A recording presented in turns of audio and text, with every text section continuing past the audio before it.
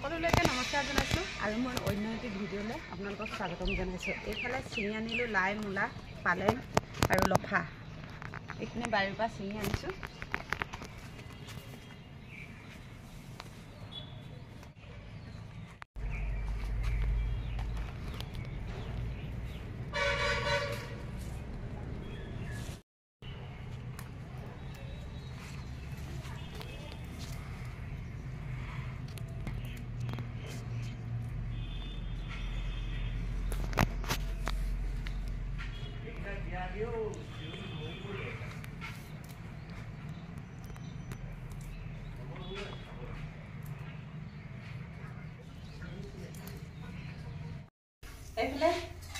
এইফালে ধুনীয়াকৈ শাক পাচলিখিনি ধুই পখালি আজৰি কৰি ল'লোঁ। এইফালে লাই, মূলা, লফা, কবি পাত চব ধুই ল'লোঁ আৰু এইফালে এয়া পালেংখিনি এক্সট্ৰা কৰি ল'লোঁ। আজি পালেং আৰু মাংস বনাম, কুকুৰা মাংস বনাম। প্ৰথমতে মাংসখিনিত মই এয়া পিঁয়াজ কাটি লওঁ। পিঁয়াজ কাটি লৈ মাংসখিনি ধুনীয়াকৈ সানি ল'ম।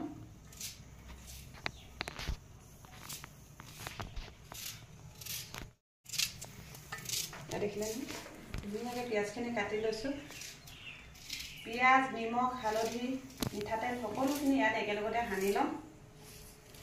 আৰু এইফালে লৈছোঁ নহৰু, এটুকুৰা আদা আৰু শুকান জলকীয়া 4টা। এতিয়া প্ৰথমতে ইয়াতে হালধি দি ল'ম। এইফালে হালধি দি লৈছোঁ আৰু এইফালে নিমখ মই একেবাৰে দি ল'ম আৰু পিছত নিদিওঁ নিমখ। আৰু এইফালে দি লৈছোঁ অকণমান মিঠাতেল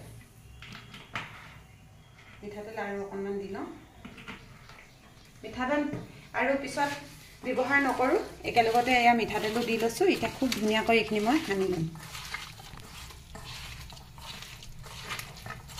এতিয়া 10 মিনিটমান সময়ৰ কাৰণে মই এইফালে ঢাকি থৈ দিছোঁ।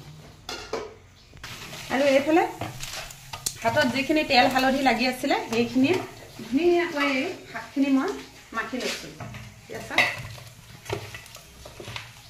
এইখিনি ধুনীয়াকৈ মাখি ল'লোঁ।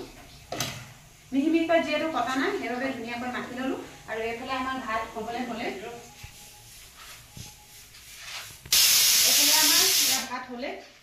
এইফালে সকলোখিনি যোগাৰ পাতি কৰি লওঁ। আদাখিনিও সৰু সৰুকৈ কাটি লৈছোঁ, তেতিয়া খুন্দিবৰ বাবে ভাল হ'ব।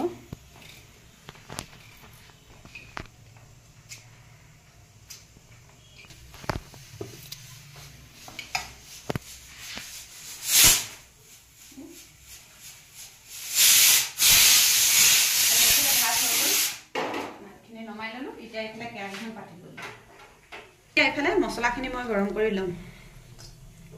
এইফালে লং, ইলাচি, ডালচেনি সকলোখিনি দি লৈছোঁ। আৰু এইফালে জিৰা, ধনিয়া আৰু জালুক সেইখিনিও ধুনীয়াকৈ, আৰু কেইটামান চবগুটি আছে এইখিনি ধুনীয়াকৈ গৰম কৰি ল'ম। এইফালে আকৌ এই শুকান জলকীয়া দি লৈছোঁ। এইকেইটা ইয়াতে দি ধুনীয়াকৈ ভাজি ল'ম। মছলাখিনি ধুনীয়াকৈ গৰম হ'ল, এইখিনি মই কাঢ়ি লৈছোঁ।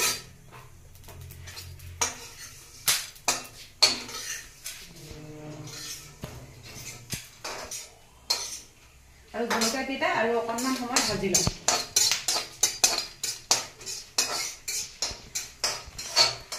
আৰু এতিয়া এই জলকীয়াকেইটা কাঢ়ি লৈছোঁ।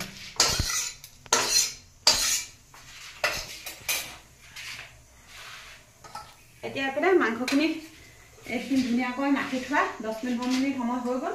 এতিয়া কেৰাহীটো গৰম হৈ আছে আৰু তেল নিদিওঁ আৰু ইয়াতে এইখিনি মাংসখিনি দি দিওঁ। একেবাৰে কম তেলত বনাম আজি।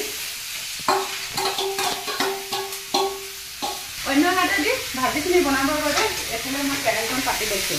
2টা চাইডে কাটি লৈছোঁ, তেতিয়া সোনকালে হ'বলৈ। আৰু এইফালে মাংসখিনি ধুনীয়াকৈ লৰাই লওঁ। ইয়াত দেখিছে নহয় তেল একেবাৰে নাই, একেবাৰে খুব কম তেলত বনাইছোঁ।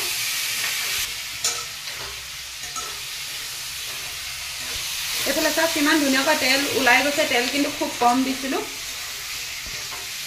আৰু এনেকৈ বহুত সময় ভাজি থাকিলে খুব ধুনীয়াকৈ তেল ওলাই যাব। তেল বহুত বেছি দিয়াৰ দৰে মাংসখিনি সম্পূৰ্ণ তেল ওলাবলৈ দিম। এইফালে কেৰাহীখনত অকণমান তেল দি লৈছোঁ।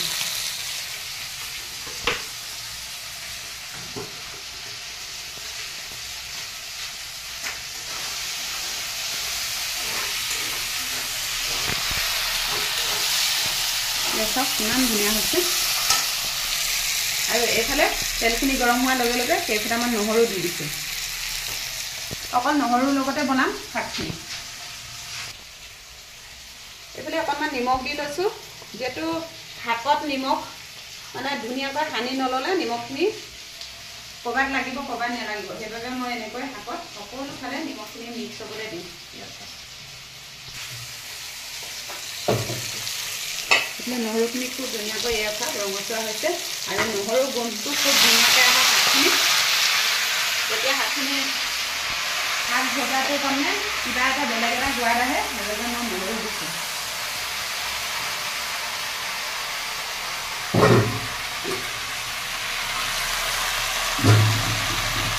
শাকখিনি অকণমান লৰাই লৈছোঁ লৰাই লৈ ধুনীয়াকৈ গাপত সিজিবলৈ দিম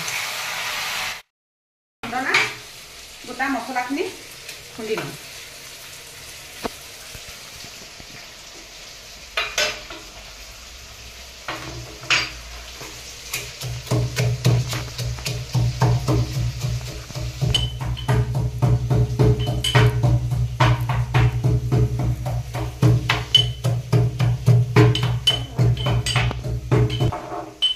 এইফালে মছলাখিনি খুন্দা হৈ গ'ল সেইখিনিও দি লৈছোঁ ইয়াত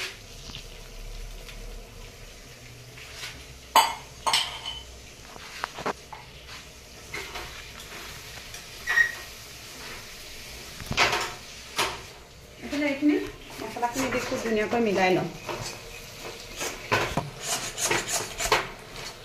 মাংসখিনিৰ লগত খুব ধুনীয়াকৈ মছলাখিনি এয়া মিলাই ল'লোঁ আকৌ মছলা খুন্দনাটোতে এইখিনি আদা নহৰুখিনি খুন্দি লওঁ আদাখিনি অকণমান বেছি হৈছে কমাই লৈছোঁ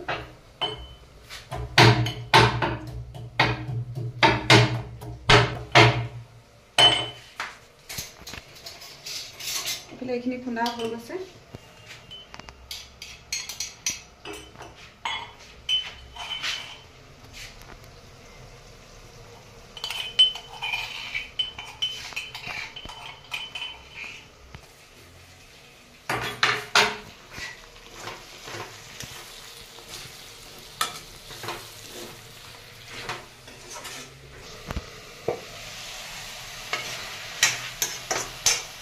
এইফালে আমাৰ শাক ভজা হ'ব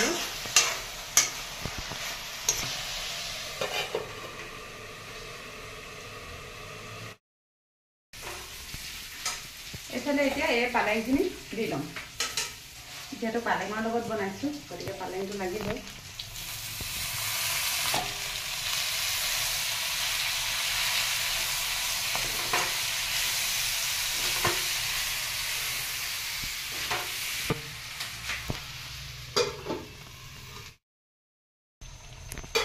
এইফালে অকণমান পানী দি লৈছোঁ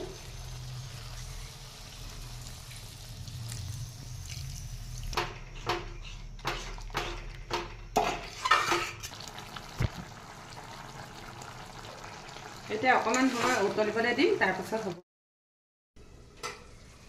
এইফালে চাওক আমাৰ পালেং দিয়া কুকুৰা মাংস হৈ গ'ল এইফালে অকণমান ধনিয়া দি দিছোঁ এইফালে শুকান ধনিয়া দিছোঁ অকণমান এয়া চাওক খুব ধুনীয়াকৈ হৈ গ'ল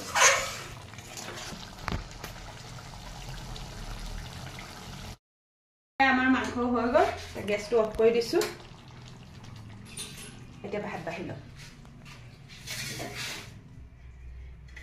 এইফালে ভাত বাঢ়ি লৈছোঁ গৰম গৰম ভাত এইফালে বাতি লৈ লৈছোঁ আৰু এইফালে পালেং দিয়া মাংস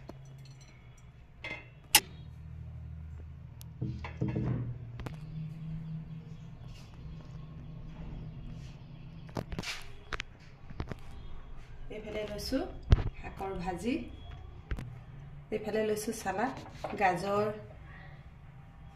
আৰু এইফালে লৈছোঁ বিলাহী অকণমান আদা এয়াও লৈ লৈছোঁ এয়া হৈছে আজি আমাৰ সাজ কেনে পালে কমেণ্ট কৰি জনাবলৈ নেপাহৰিব